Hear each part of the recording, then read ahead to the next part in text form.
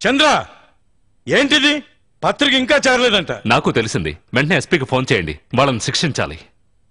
ఎన్ని వేల రూపాయలు నష్టమైందో తెలుసా? డబ్బు పోయి పరువు పోయింది.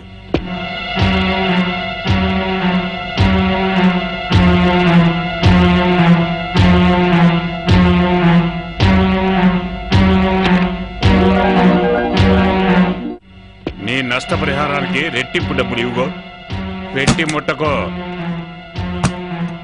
నీ ప్రెస్లోంచి వాడు ఉద్యోగం తీసేయాలి. సార్, ఏం చెప్పక్కర్లేదు. నా మాట కాదంటే ఈ డబ్బు తీసుకెళ్తాను. నా గురించి రాసిన దానికి వీడు నెక్స్ట్ ఇష్యూలో నన్ను క్షమాపణ అడగాలి. చంద్ర, నేను మార్చి రాయాలి కదూ? క్షమాపణ లెటరు రేపే వచ్చి తీరాలి. లేకపోతే రేపు ఇలాగే జరుగుతుంది. ఈ ప్రశ్న నాశనం చేయకు చంద్ర. ఈ పత్రిక ఈ స్థితికి రావడానికి నేనెంతో కష్టపడ్డాను. దాన్ని నాశనం చేయను. అయితే ఆయన దగ్గర క్షమాపణ అడుగు. ఆయన ఎంత పెద్ద మనిషి.